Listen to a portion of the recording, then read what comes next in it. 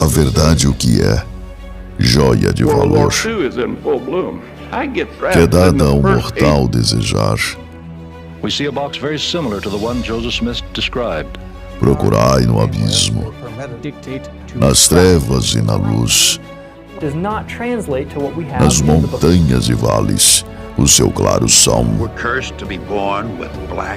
e grandezas irei contemplar.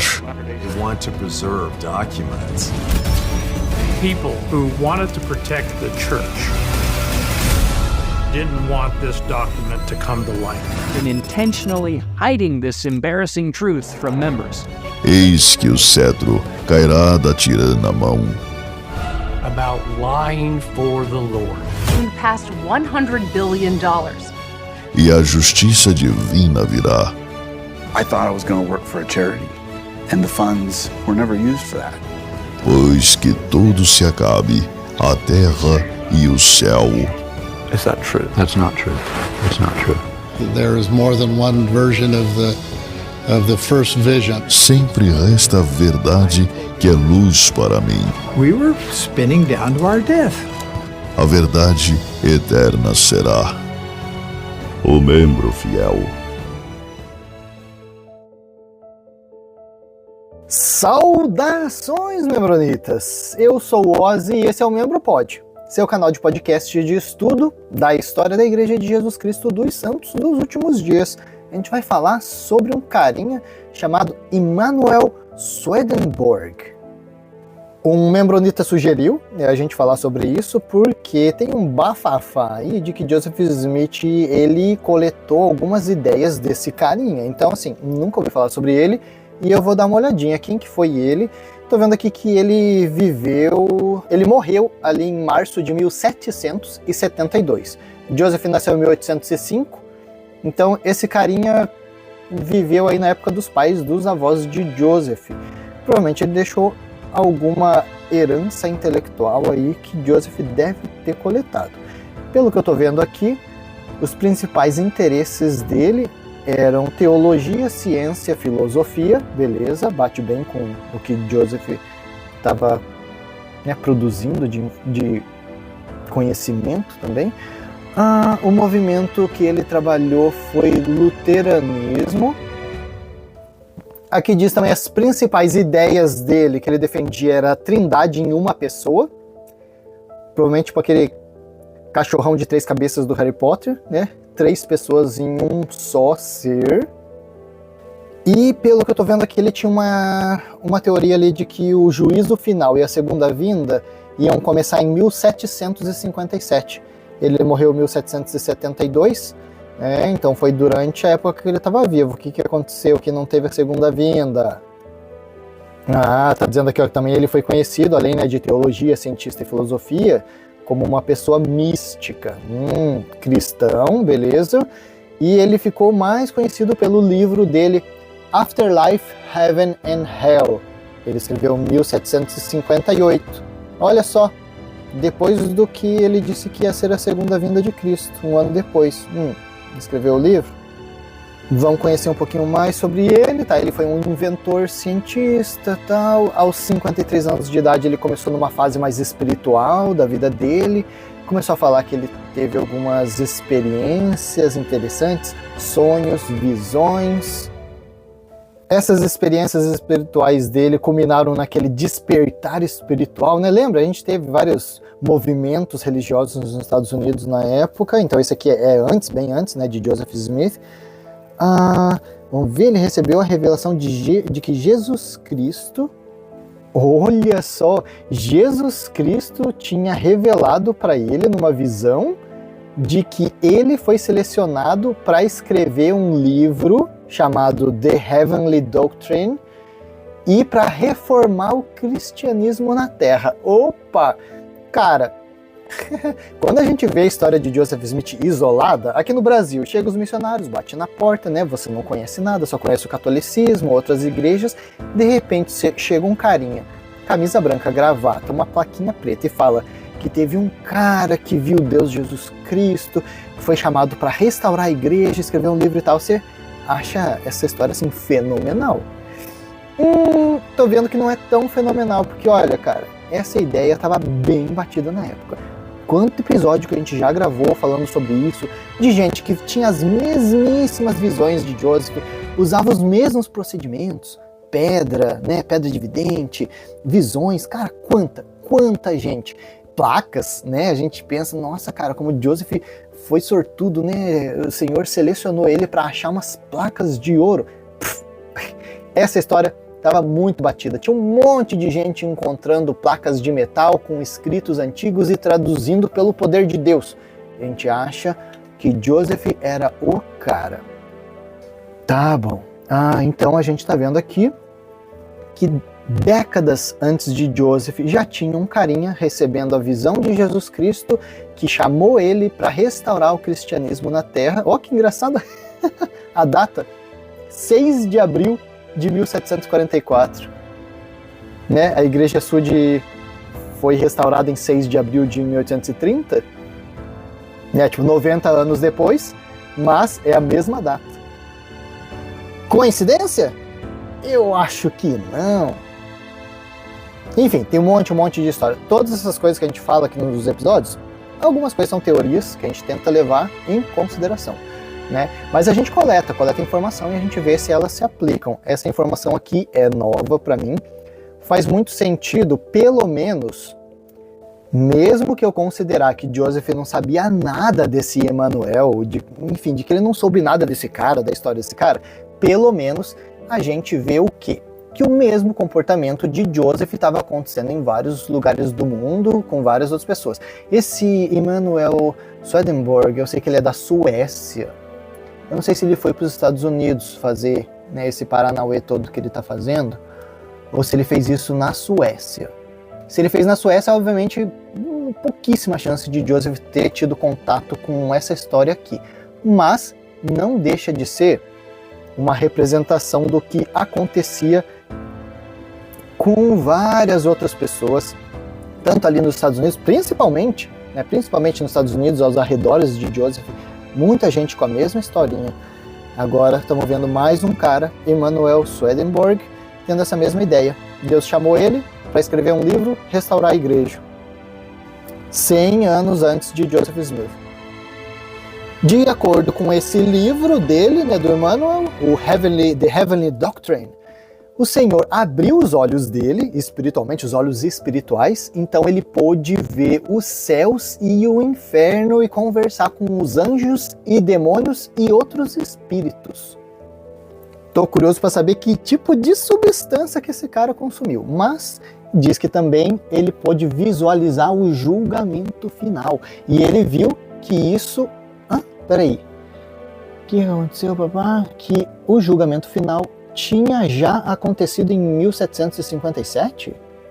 Um ano antes da publicação desse livro dele? Então não foi tipo uma profecia do futuro. Foi uma profecia do passado. Falou, ano passado teve o julgamento final. Como é que ninguém percebeu? Pois é, ó. Ele teve a publicação de um livro em 1758 chamado De Nova Hierosolima et Ejus Doctrina Coelesti, que eu não sei que língua que é isso. Tá em inglês, tá aqui. Concerning the New Jerusalem and its Heavenly Doctrine. Pelo que eu tô vendo, esse cara tava na Suécia mesmo, aqui ó, Estocolmo, foi dedicado uma casa ali e tal pra ele. Eu tô achando que esse cara tava lá na Suécia mesmo, não veio pros Estados Unidos. Tá, isso foi 100 anos antes de Joseph, mais ou menos, né? 90, 100 anos. Qual a chance de Joseph ter tido contato com essa história? Eu acho pouca, mas não duvidaria. 100 anos para essa história correr, se ela foi assim notória na Suécia, de ela ter chegado nos Estados Unidos, essa história, através de um livro. Imagina, esse cara publicou um monte de livro. Se Joseph consumia bastante livro sobre religião, conhecer a história desse cara, não seria pouco provável, não. Né? Aí aqueles carinhas que falam assim, como Joseph ia inventar o livro de Mormon, é muito contexto para Joseph, uma pessoa sem cultura, sem informação, inventar esse livro. Obviamente esse livro veio de Deus. A gente vê E, cara, tem muito contexto que Joseph pode ter consumido com histórias muito iguais a de Joseph, né? Do livro de Mórmon, das placas de visão, de restaurar a igreja. A gente vê aquela igreja que o irmão dele, se bem acho que a mãe dele também deve ter frequentado por um tempo, é o Siqueirismo. A gente vai falar sobre essas igrejas posteriormente. Só que essa igreja, eles acreditavam que, o cristianismo estava meio danificado, né? Mudaram as coisas, eles precisavam de alguém para restaurar o cristianismo e ser o cara, né? Tipo um novo profetão. E Joseph teve contato com essa igreja, sim. Né? Então a ideia dele pensar, eu vou ser esse cara. Né? Não é pouco provável dele ter tido essas ideias se conectando com outras religiões. Muito, muito provável. Ah, olha aqui, tô vendo. Esse Emmanuel, ele fez uma excursão, ele fez um tour. Vamos ver se ele foi para os Estados Unidos. Tô achando que não. Mas tá falando, ele fez esses livros dele e tal. E daí ele fez um tour pela Holanda, França, Alemanha e Londres. Ah, sim, cara, teve muito membro da igreja que veio da Alemanha e de Londres para os Estados Unidos para se juntar aos santos. Obviamente a maior parte foi ali na época de Brigham Young, né? Então talvez Joseph não teve contato com essas pessoas, mas não duvidaria que ele não teve contato com os livros desse carinha aí. Principalmente porque, né, além da questão espiritual, esse cara estava dizendo que ele era cientista, filósofo e místico. Joseph tem muitas histórias místicas, ele lembra, ele usava aquele medalhão, a gente vai falar sobre o medalhão de novo, a gente já falou um pouquinho, né, quando a gente falou naquele episódio do Joseph e o ocultismo. Ele consumia bastante material desse tipo de conteúdo, né. Eu tô vendo que esse Swedenborg, ele teve vários estudos científicos, tipo de anatomia do cérebro humano. Ela fala que ele estudou o córtex cerebral, ele fez alguns estudos sobre os neurônios e fez uma conexão disso com a espiritualidade, né? Então ele fez algumas teorias sobre o cosmos, sobre o cérebro, sobre o espírito. Tô curioso para entender qual que é o lance daquela segunda vinda que aconteceu um ano antes dele escrever aquele livro, mas ninguém percebeu. Tem uma pitadinha daquela mesma história dos Testemunhas de Jeová. Os Testemunhas de Jeová falaram que ia acontecer a segunda vinda tal, num ano, daí de repente quando não aconteceu, eles falaram que aconteceu, só que ninguém percebeu.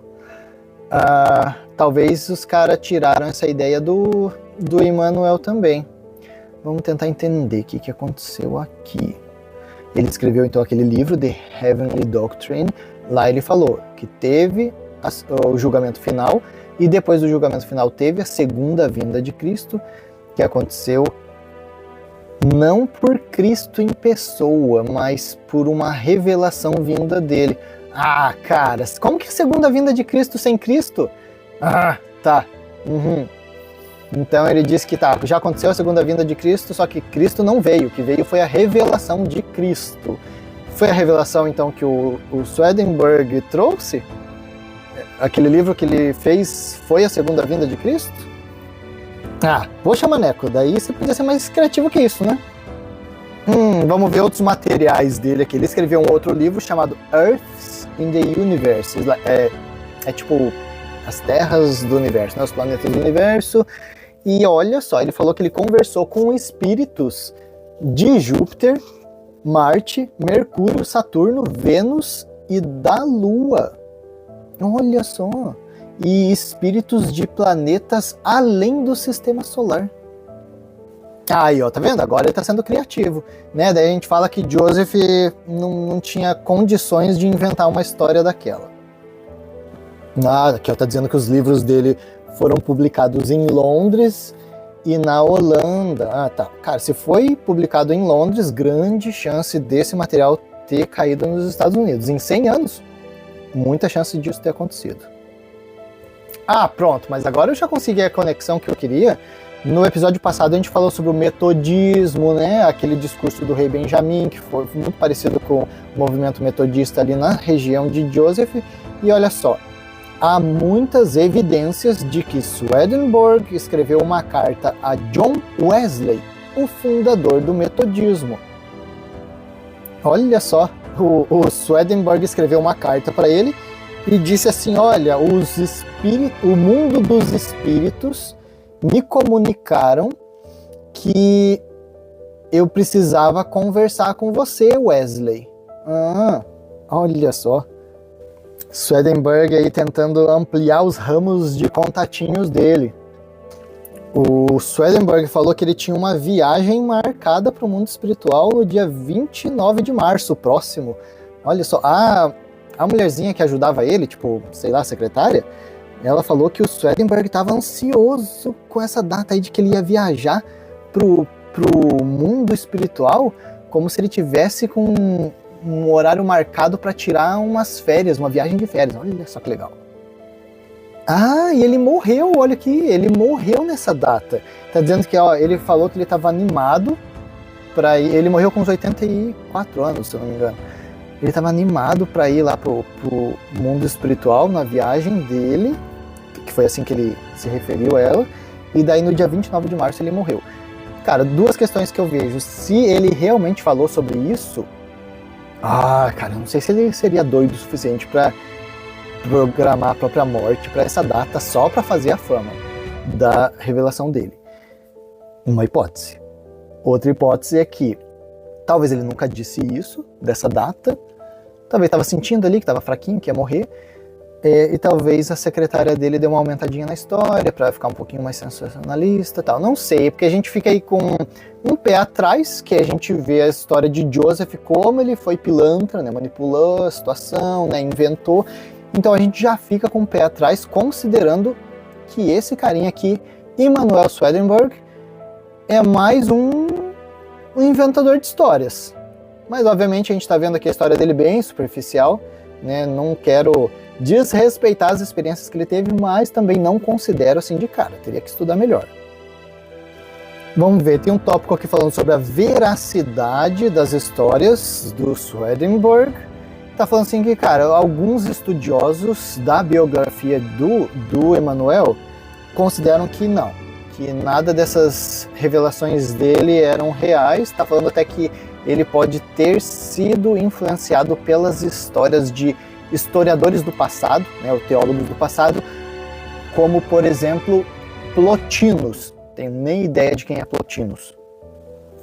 Vamos ver, Plotinus é de 200 depois de Cristo. Viveu no Egito e no Império Romano. Vamos ver, ele defendia a ideia de que tinha um Deus supremo, tipo um The One, que ele chama, né? Ou né? O principal, o cara. Ele defendia, ele era um filósofo também.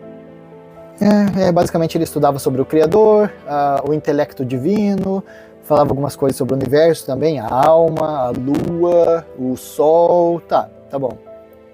Então os caras consideram que ele teve muita conexão com esse Plotinus. E que isso influenciou ele a criar essas ideias. Cara, a gente vai vendo, né? A gente vai vendo que o pessoal estuda, né? O pessoal estuda o passado e cria suas próprias ideias, né? Adaptações. E não é improvável de ter acontecido a mesma coisa com o próprio Joseph Smith em relação a esse Emanuel Swedenborg. Não que ele copiou 100%, mas, né, coletâneas de ideias. O próprio criador de uma das biografias do Swedenborg falou isso, o Martin Lamb. Então ele escreveu a biografia do Swedenborg em 1915, e ele falou, cara, muito das ideias dele veio desse Plotinus. Outros críticos que estudaram a história dele também consideram isso. Por exemplo, Olof Lagercrantz. Ele chamou a teologia do Emanuel de um poema sobre países estrangeiros e seus costumes. As revelações desse Emanuel tinham muitas conexões com o Velho e o Novo Testamento, então ele coletava muita informação de lá, demonstrava que ele tinha um grande conhecimento da Bíblia. Tô vendo aqui que o material desse Swedenborg era conhecido, assim, quem é um contemporâneo dele é aquele Immanuel Kant. Talvez vocês conheceram, não, mas esse nome é bem conhecido, tá? Da filosofia. Immanuel Kant é um filósofo bem conhecido, ó, viveu ali em 1763, ele começou a fazer uns estudos, até comprou 8 volumes, né, os 8 volumes daqueles livros do Emanuel Swedenborg, para estudar, porque ele queria entender essa psicologia.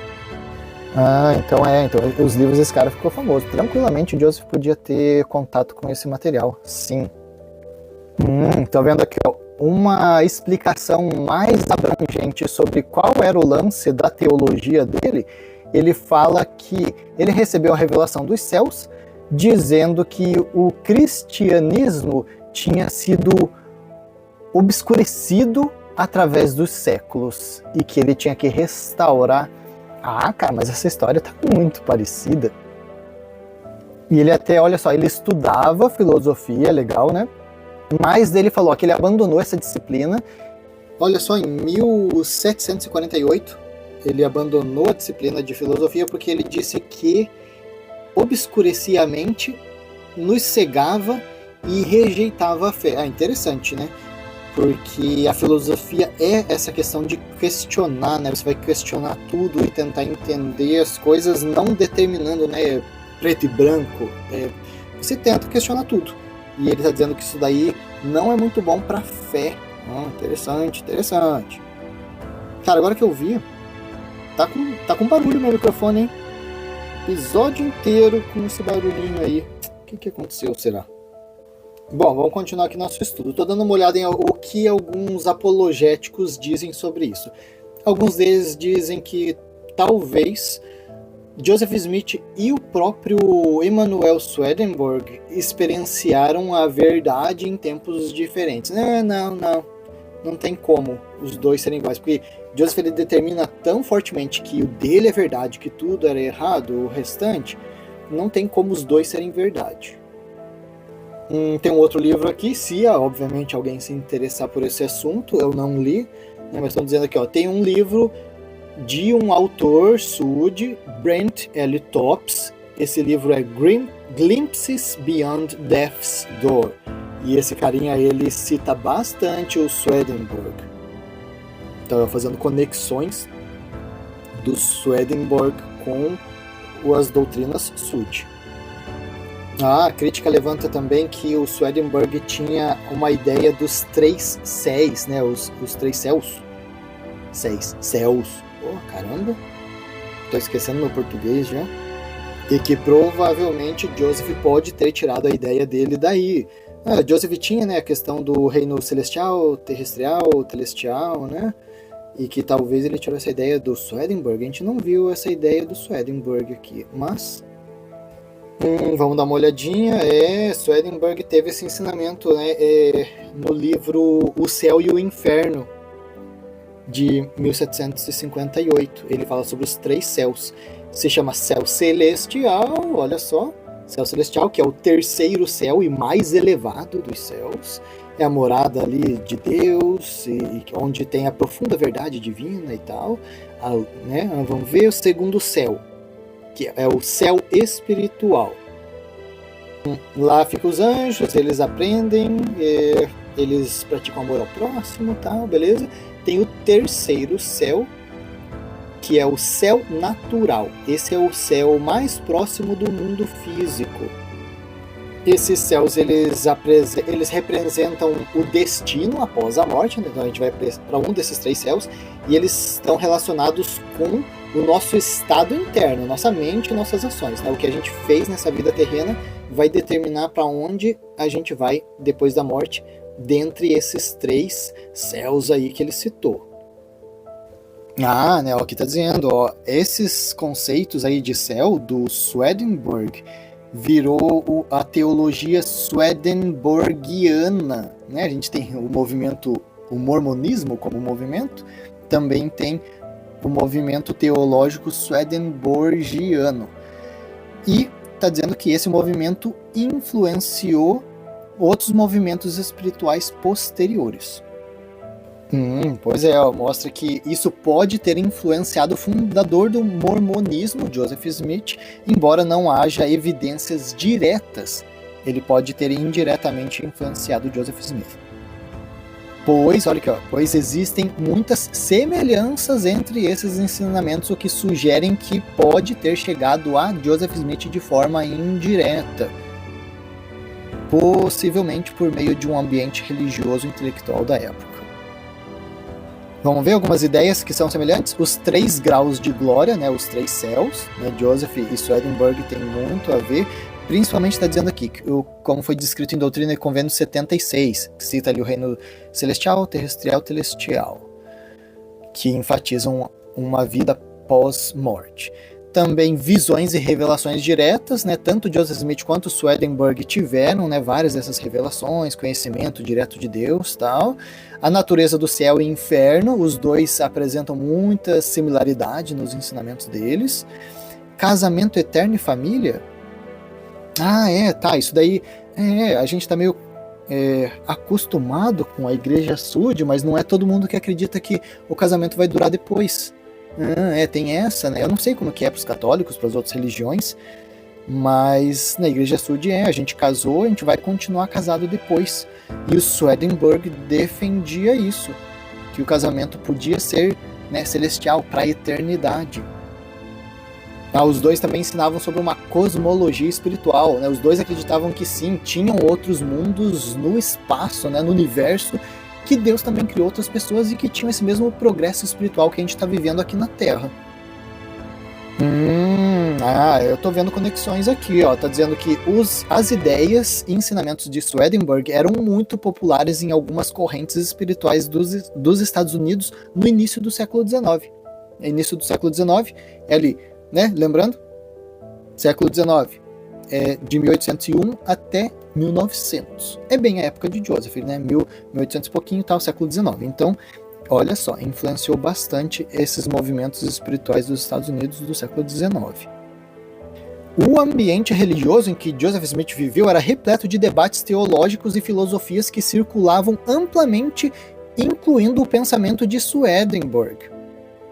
Se o Swedenborg tinha até mandado carta para o líder da igreja metodista, que a gente viu que Joseph era bem afinadinho com a igreja metodista, não é de se duvidar que ele teve contato com os ensinamentos desse carinha aí. Interessante. Uma questão que eles levantam aqui, de uma diferença, é que o Swedenborg ele rejeita essa ideia da trindade, né? De que tem Deus, depois tem Jesus Cristo, depois tem o Espírito Santo, 3 pessoas diferentes. Ele acredita que só tem um Deus que representa esses 3. Joseph, ele acredita no final, né, da vida dele, que tem 3 pessoas diferentes. Mas a gente não pode deixar de levantar, quando a gente fez o estudo sobre o livro de Mormon, de que no início Joseph estava confuso com isso. Parece que ele mudou de ideia com o tempo. Porque no começo do livro de Mormon, ele falava de Deus, Jesus Cristo, Espírito Santo, sendo um personagem só, né? E depois ele acabou mudando, né? Tanto que a gente viu nas mudanças do livro de Mormon, depois nas correções eles mudaram, né? Colocaram Deus, depois colocaram o Filho de Deus, né? Então eles mudaram. Pode ser que no início Joseph estava mais afinado com a ideia aí da Trindade ser uma só pessoa, talvez, né? Influenciado pelas ideias de Swedenborg ou outros, e ele acabou mudando de ideia com o tempo. Pode ser, pode ser. Tô dando uma olhadinha aqui em mais algumas conexões. Pelo jeito, ó, teve um tal de John Hyde Jr. Será que é parente do Orson Hyde? Tá dizendo que ele era membro da Igreja Sud no começo, mas depois acabou virando Swedenborgiano. E até um parente ali, ó, James Hyde, foi quem escreveu uma das biografias do Swedenborg, então pelo jeito o cara gostava da vida do Swedenborg. Tudo isso aí, ó, indicando que o Swedenborg, sim, era um lance nos Estados Unidos, na região de Joseph. A gente tá chegando, né, ao final desse episódio, vendo que, cara, tem muitíssima chance de que sim, Joseph teve conhecimento desse cara. Não é possível que Joseph não ouviu falar sobre esse cara.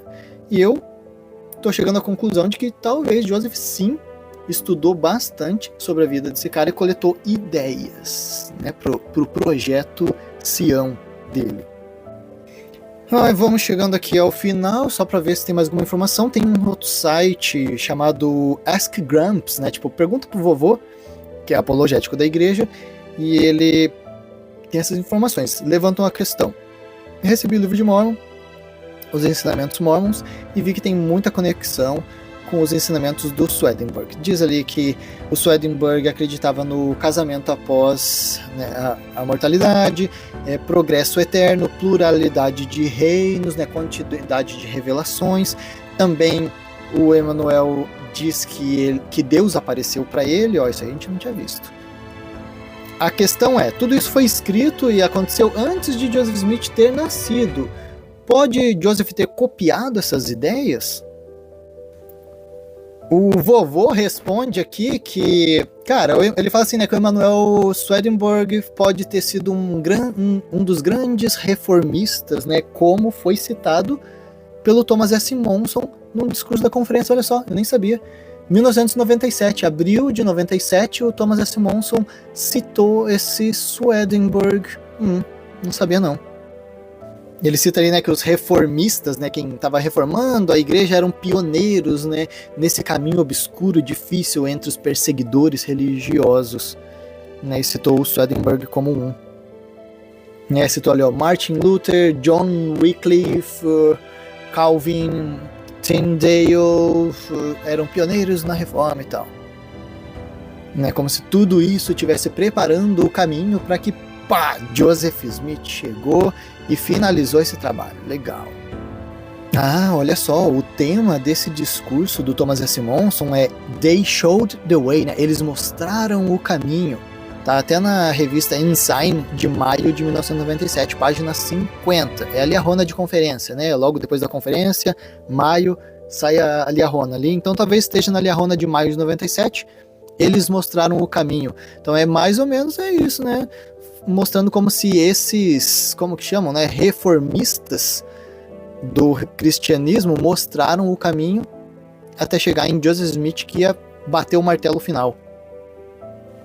Bom, não vou me estender muito, mas se vocês quiserem se aprofundar sobre esse assunto, tem o site, né, BYU Studies. Eles sempre levantam um monte de questionamentos, informações interessantes, né, apesar de ser da BYU apologético muitas vezes, às vezes eles levantam informações que podem ser consideradas.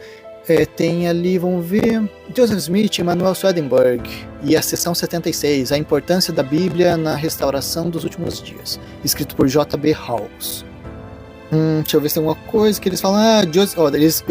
Segundo eles, estão dizendo que Joseph era menos inclinado a estudar livros do que outras crianças da sua época. Ele gostava mais de refletir em estudos profundos. Que está dizendo aqui, com 18 anos de idade, Joseph não tinha ainda lido a Bíblia inteira? Mas mesmo assim é muito possível que Joseph Smith sim teve contato, ou pelo menos teve conhecimento da reputação do Swedenborg. Bom, eu não vou nem questionar, né, o estudo dos caras, eu teria que realmente ler o estudo inteiro, porque eu tô vendo aqui por cima, e ver as fontes deles. Eu não tinha ouvido falar que Joseph não tinha lido a Bíblia inteira ainda, com 18 anos de idade. Não vou julgar, né, eu não tinha lido até os 18 inteira. Não tinha. Eu li inteira depois da missão, na missão, durante a missão, depois da missão. Bom, mas a gente vê aqui então que no estudo deles, eles falam que sim, provavelmente Joseph teve pelo menos conhecimento da reputação do Swedenborg. Então, né, o Swedenborgierismo pode ter dado uma introdução teológica aí para Joseph. Estudos da BYU. É isso, membronitas. Valeu mesmo por dar sugestões de estudo. Eu vou, sempre que surgir alguma coisa interessante, a gente vai fazendo estudo e apresentando aí pra vocês. É uma coisa interessante, né? Obviamente agrega. E a gente vai ficando por aqui com esse episódio. Não esquece, deixa lá o like em todos os vídeos que vocês assistem. Tem comentário agora tanto no Spotify quanto no YouTube. Dá pra deixar o comentáriozinho ali. O que vocês acham, né? Fala o que vocês acham sobre essas coisas. Confere se você já está inscrito. Tanto tem o Google Podcast também, no Spotify, no YouTube. A gente tem um perfil também do Membro Fiel, tanto no Facebook quanto no Instagram. Né? Quer mandar uma mensagem um pouco mais privada, não quer se expor ali, quer trocar uma ideia? Não tem problema, manda uma mensagem ali no Instagram. Às vezes eu não estou conectado no Instagram do Membro Fiel, então não recebo muita notificação de lá, mas tem o meu próprio Instagram, é ozrishal. Fica à vontade em adicionar e a gente conversa, ou tem o próprio e-mail, né, omembrofiel@gmail.com. Né, se quiser algum PDF, por exemplo, eu mando para vocês dos meus estudos, tem um monte de PDF de livros antigos da igreja. Pô, Ozzy, quero ler esse livro, você tem? Vejo ali que eu tenho 300 livros ali em PDF, posso mandar para vocês. Meus estudos, sugestão de episódio, fica à vontade, beleza? Já ficando por aqui então, até a próxima.